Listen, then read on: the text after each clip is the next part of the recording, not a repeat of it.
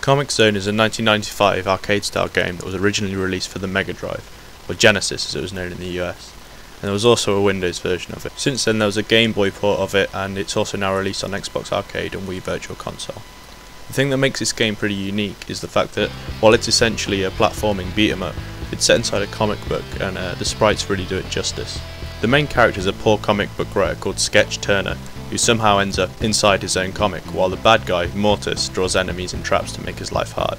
The cheesy names are a sign of things to come, but I feel that it really adds to the comic book style of the game and it doesn't get too overdone.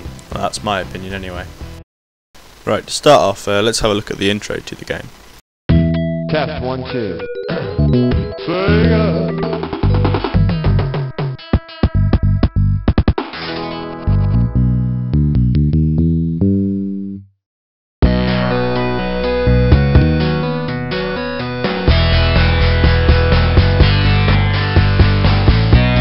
I don't know why, but for me this intro is perfect. The poorly done Elvis impersonation, the 16-bit guitar riff, and the nice big splash screen.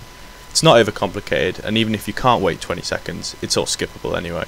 It really sets the scene for this funny comic style game that this is. In case you're a fan of games with a story, I know I am. There's some element of one in this game. There's a full 30-second long video intro once you start a new game, but again, if you don't like the story or you've seen it a million times before, it's all skippable. Once you get into the game, characters talk to you, allies, enemies, all of them. But again, you can just run to the next panel, or if it's an enemy, you can just bat him, or her. The story is very basic, and I'm sure it didn't take too long to come up with. It's almost a cliche for people who make things to have some kind of incident with their creation in movies and in games. Just look at Tron or Frankenstein, but at least this game doesn't overdo it. I guess the next aspects are the controls and the combat mechanics. In Comix Zone the controls are very basic. You have the D-pad to move, and while the game was made for a 6-button Mega Drive controller, you can play well with just a 3-button one. I actually played the PC version with the 2-button NES pad. I just used the start button as C. The only difference is that you have to press the C button multiple times to select your items. There's only a single attack button, but you can use this in combination with the D-pad. All the B buttons deliver a few different moves. The interesting thing is that the enemies block, so if you do the same move or patterns of moves over and over again, your enemies will start to block them and then kick your ass. This game was well known, by those who had played it, to be very hard. Take a look at the current screen for example. You see how much health I've lost already? This is the first fight of the level. To make matters worse, hitting any object that isn't an enemy, even if it's essential to get to the next section, will damage your health. Some are really hard to break too. And then you just get full on traps where there's not a lot you can really do about it. Like take this position here, right, I'm going to kill this guy, okay, knock him in the pit, okay, or to the other side and he's going to fall in the pit. Now there's this creep here, so I'm going to jump up and I'm going to kick him, okay. There we go, hit him a few times, there's one behind me, killed that one right now, I've got to get this one. Oh, he hits me once and I'm dead, that's it, game over, back to the start. Right, and then there's situations like this, look. Here I am, I get my rat out, so that he's going to open this hidden panel so that I can get the bomb. Okay, pick up the bomb. Here's a big gameplay flaw by the way, look at this. You break the box to get the potion, right, that gives you health. But you can only hold 3 items at a time. So I'm going to pick it up and I'm trying to swap back again so I can keep my rat, but I accidentally go through to the next page. I didn't move at all, and it still did that, but whatever. Alright, here you go. So if I didn't know that I had to use my rat to open that thing, okay, I would have to waste probably about half my health punching these stupid blocks just because I didn't know about a secret panel to get the bomb. You know, it's pretty unfair really. You know, and continuing on, look, after you've wasted all your health punching those stupid things, you know, if you didn't know the bomb was there, you've got to do it again on this thing, and if you get too close to this thing it'll hurt you. So you've got to punch it from range, and like if you have a look at my health, it's going down really quite fast just from punching this thing, right? And then, you know, as soon as you do it, this guy starts spitting fireballs at you. You've got to jump over the boxes, not punch them. You know, break this thing. Then for some reason, it's not letting you go to the next level until you break these stupid exploding boxes.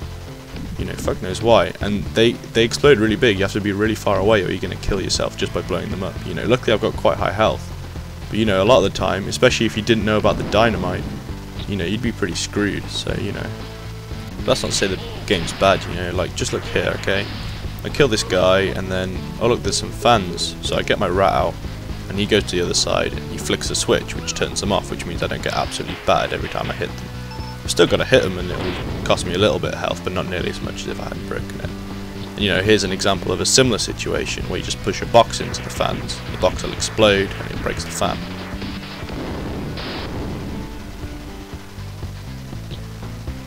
Okay, now here's an interesting one. Also note the corny lines. But yeah, you kill these creeps, okay? But if in the meantime you break this box, you're only going to be able to go one of the two ways, you know.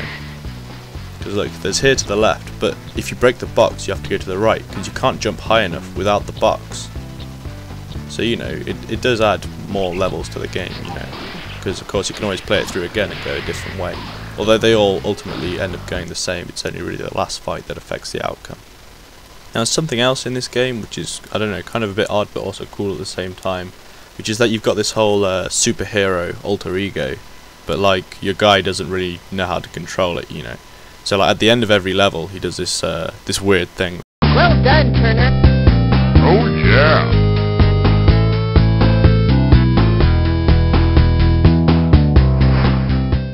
Which is kind of odd, and the only other time that you really get to use this is, as you can see, when you use the fist power up. You know, it kills anyone on the screen. Unfortunately, that guy was like melting or something at the time, so it didn't get him. But you get the idea. It's a pretty standard power-up in games, you know, kill everything on the screen type thing. But you know, it has some cool effects and whatever. But it never really gets explained. You know, I guess it's just because you're in a comic book, so it's comic book rules. You know, and like all games, there are secrets. You know. There are the ones like I showed you earlier where you can get your rat to do stuff, and you know there's a couple of walls that you can break. You know, this one takes a while. You know, you go through and there's a few items. You know, kind of useful as a health potion. They're really rare, so you know it's kind of nice when you find them, but they're not very common. So don't hold your hopes up.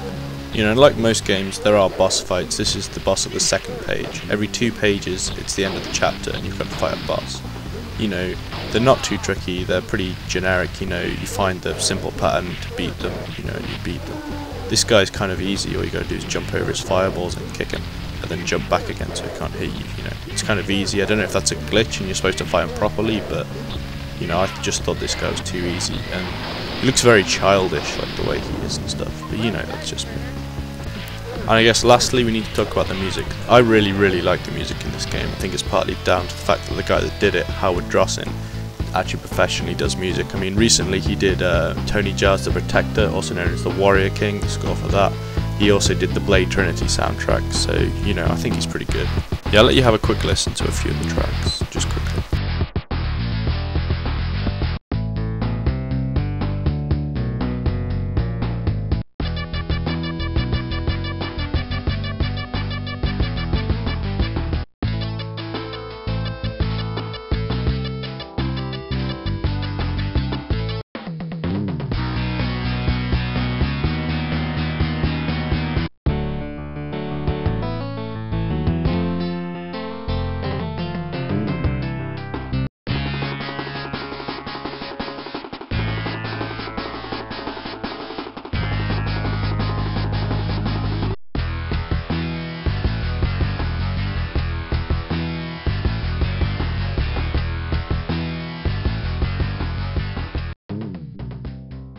So yeah, I guess thanks for watching and sticking with it through this far. Ended up probably being a bit longer than I planned, but it's my first review. Maybe I overran, maybe I got too boring. Please let me know in the comments, and if I get a good response, I guess I'll review some other games.